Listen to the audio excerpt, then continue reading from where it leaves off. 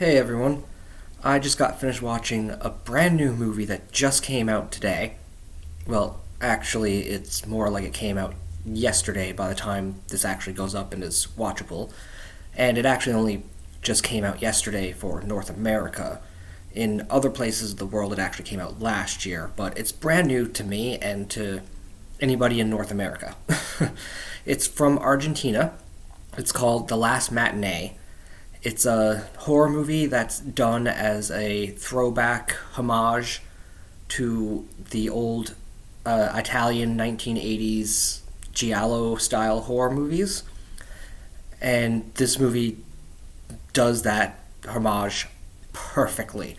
Like, I'm a fan of that stuff, especially like from Mario Bava and Dario Argento and that kind of those kinds of movies. And I know a lot of people that I communicate with online also are a big fan of those types of movies. So I figure this is the perfect type of movie to try and get the word out on to more people who might like those types of movies. It takes place in the early 1990s, which was a very unusual and unique decision, but one that I really liked. I didn't see any reason why it needed to take place in the 90s other than just the fact that the characters wouldn't have cell phones. That's because like nothing in this movie is time specific other than the fact that they just don't have cell phones. So I think that's probably why it was done.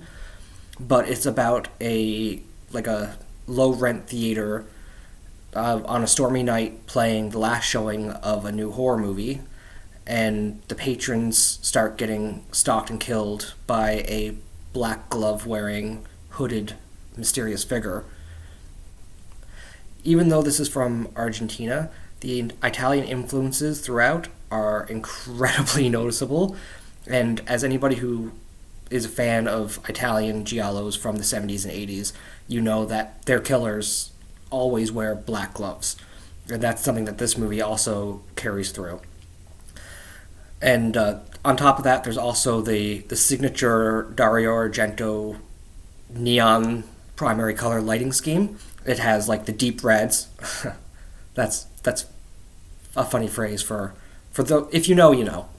It has the deep reds, the bright blues, greens, the neon pinks, that kind of stuff. That type of color scheme all throughout the movie, and it just gets stronger and stronger towards the end, which was just a beautiful visual aesthetic.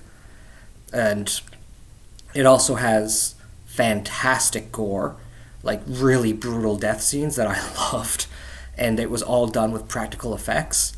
None of this like CGI crap. It was old school practical effects.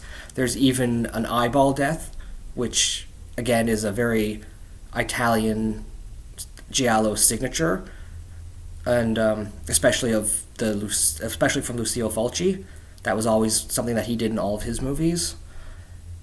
Even the framing of certain shots reminded me a lot of those types of movies, and of course you can't have a throwback movie to the 80s without having an 80s style synth score, which I thought this movie utilized perfectly. There was even quite a few Easter eggs and winks and nods to the 1985 movie Demons. It has a very similar setting, a very similar setup, even some similar style characters. It's just pretty much switch out the demons with a hooded black gloved killer. And the two movies are actually very similar. There's a movie within the movie that we get to see scenes from. This one, in this case, is a low budget Frankenstein movie, which I was also enjoying watching, and some of the gore in the movie within the movie was pretty well done too. My big issue with the movie, and it's not so much an issue as just it's worth noting, is there was a lot of really weird character choices and character progression moments. Like, there's this little kid that's in the movie theater by himself, and he's constantly picking candy up off the floor and eating it. There's one scene where he has a chocolate bar and he rubs it on his face before eating it, and I'm just sat there like, first of all, gross. Second of all, WTF. Like it's so random, and like there's no explanation to it, and it just injects scenes of this happening at random points, and I'm just like, what is going on with this creepy kid? Where where's his parents? Why is he rubbing chocolate bars on his face and eating candy off the floor? And like there's scenes where like this kid goes to the bathroom and he comes face to face with one of the other characters, and the other character is like, "Kid, you got something on your face," and the kid just stares at him for a second, and then turns and boots it. And I'm just like, what is going on? And then on top of that, there's a couple in the theater that is on a blind date, and the missus during the entire movie has no interest in them whatsoever. She's actively trying to come up with excuses to leave.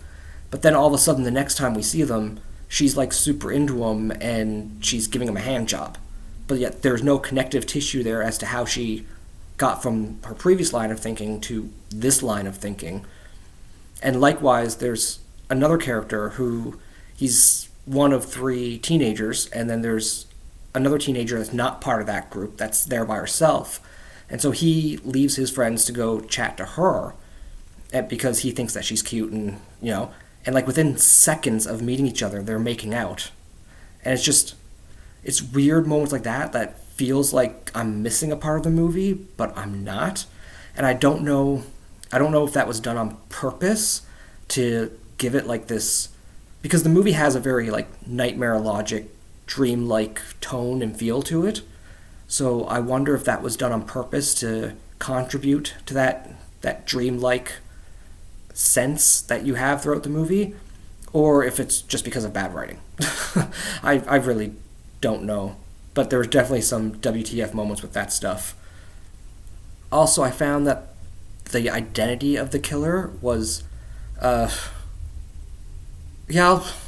dig into that a tiny bit. It's hard to talk about without giving it away, but I was hoping that there would be a little bit of a curveball thrown, like maybe the killer was actually the main character, like she didn't realize that she was the one that was killing them, and that would have been cool to see. So that was a little bit disappointing, but overall, man, this movie it's such a fun throwback to those who love the classic 1980s Italian Giallo movies.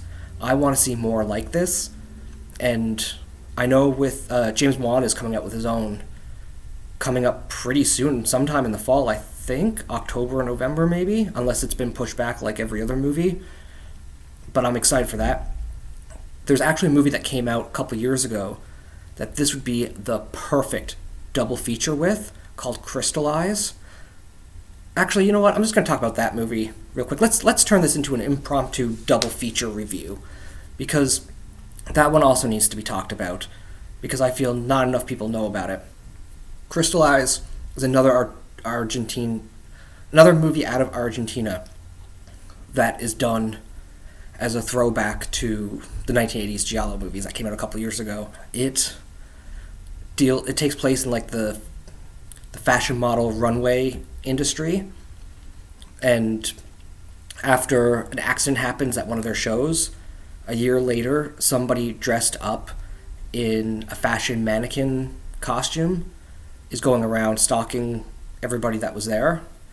And much like with the last Matinee, like everything about it is just perfectly done as a homage to the old 1980s Giallo movies. From the lighting, the color scheme, the camera shots, it has, on top of the synth score, it also has like 80s rock songs in it, not American ones, mind you, but that style of music. And the one thing I feel this does even better than the already great Last Matinee is that it's done on film stock to make it look like it's actually filmed in the 1980s. And I'm not talking about the added after the fact through computer filters type of stuff. I'm talking about like it was actually filmed on cameras and film stock from 1980s to give it that 1980s look. And that one also had really great deaths, some genuinely creepy scenes. The killer looked so creepy, like dressed up as a mannequin, but also kind of like moving like a mannequin, like, that kind of stuff. It was so well done. was a little bit confusing at times, but that's a staple of Giallo movies as well. It had a really nice gothic architecture to the sets that I really liked. It's just Crystal Eyes and The Last Matinee, for Giallo lovers, are two fantastic modern day Giallo movies that would make a great double feature. And not enough people know about them, and not enough people are talking about them, and they deserve to know, and they deserve to be talked about. Because they are greater than most modern horror movies, theatrical and VOD released. I can't praise these two movies up enough. So with that said, if you've seen these, talk about them down below in the comments. I'd love to hear your thoughts. If you haven't seen them, and they sound like something that you want to check out, you definitely have to. Arrow Video, I think, released Crystal Eyes. I'm not sure who released The Last Matinee, but both are on iTunes and wherever else you buy digital movies from. I think Arrow Video even has Crystal Eyes on their streaming service. I know they used to anyway. So they're very easily obtainable for those who want to get a hold of them. Alright, I think that's pretty much it for this one.